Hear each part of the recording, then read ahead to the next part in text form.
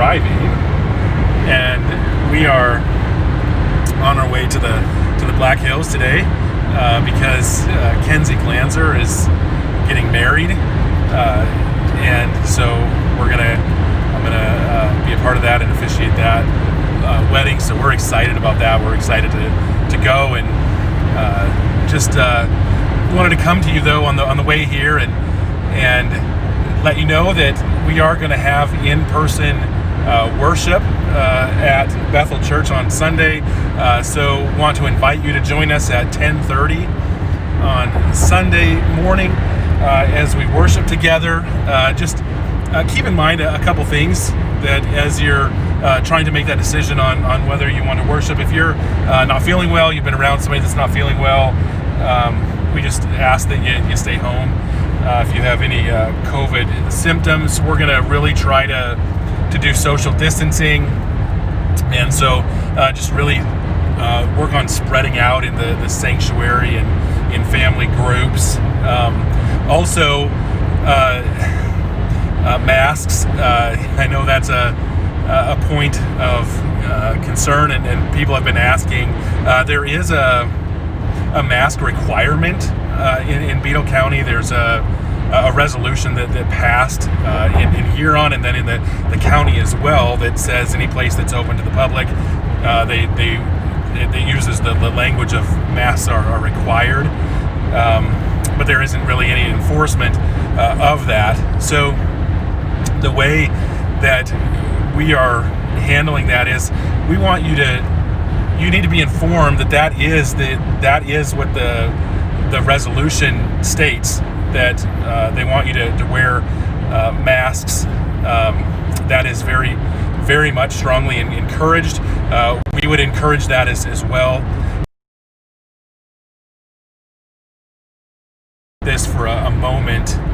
These kind of things are a matter of Christian liberty, right? Whether we're going to go along with these things. I mean, some people are thinking maybe the government's overstepping their bounds a little bit here, and even in making this kind of ask of people, and for whatever reasons people have, they really don't want to wear masks, and I think that's a matter of liberty, and I think that we as Christians really need to be gracious with one another, recognizing that different people's consciences are going to come down in different places on this issue, and so I think that the resolution of the county does bear into that, especially for me.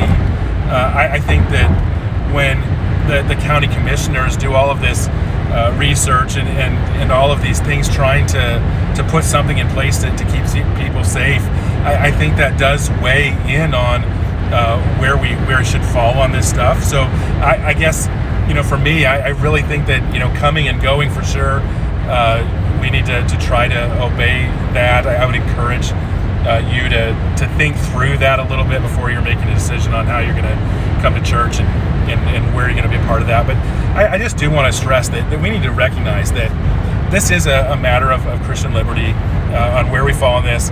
We are captive to our own conscience. Different people are going to come down on different places along the spectrum. There's not just two, but there's a lot of places along the spectrum, and we need to be gracious with one another. And so that's really all I'm going to say about that. I am really looking forward to seeing you on Sunday. Hopefully, we'll be back. That's our plan. This wedding is set. So we're gonna come back because we want to see you and worship with you. So looking forward to that. I also want you to be aware that the elders have opened up some funds. You probably know that there is a fund for medical expenses for Dorothy Harmon, for Daryl Hofer. We've opened those funds for some of their medical and traveling expenses as they are undergoing treatment for cancer. But we've also opened 3 more funds, and these funds are really related to the COVID. We haven't been able to have certain things.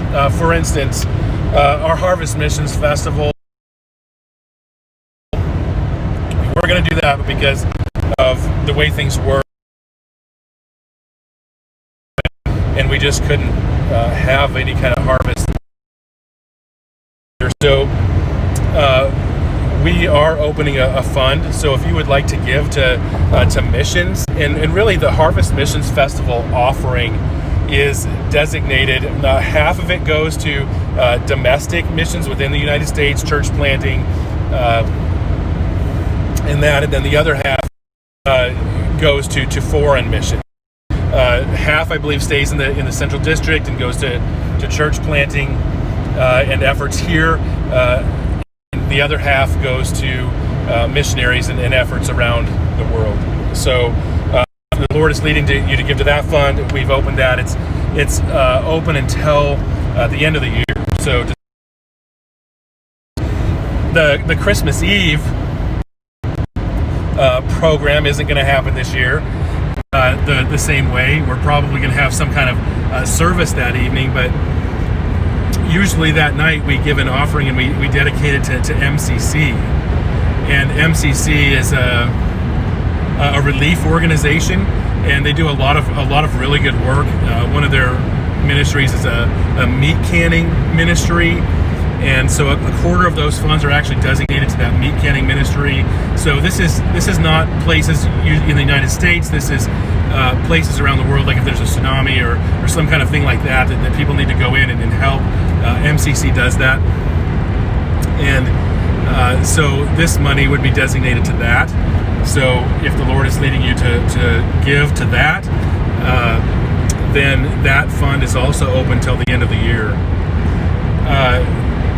Then there's one more, and that has to do with this last week in November. It was the fifth Sunday, and usually on our fifth Sundays we designate that fifth Sunday offering to go to something usually in our community, and we designated that to go to Salvation Army, but we didn't have in-person church, and we wanted to give to that ministry this time of year. We thought it was really important that we come alongside them and help them with their efforts in the community. We wanted to keep that opportunity for you to give to Salvation Army and instead of that fifth Sunday. So we opened a fund. That fund is open till the 21st, so that a couple Sundays here, because we wanted to make sure that money came in and was given to them by the end of the year. So that's kind of a rundown of the funds, and I see that I've been talking for 8 minutes, and I think I'm about done. Is there anything that you would like to say, Desiree? Nope. See you on Sunday. Okay. All right.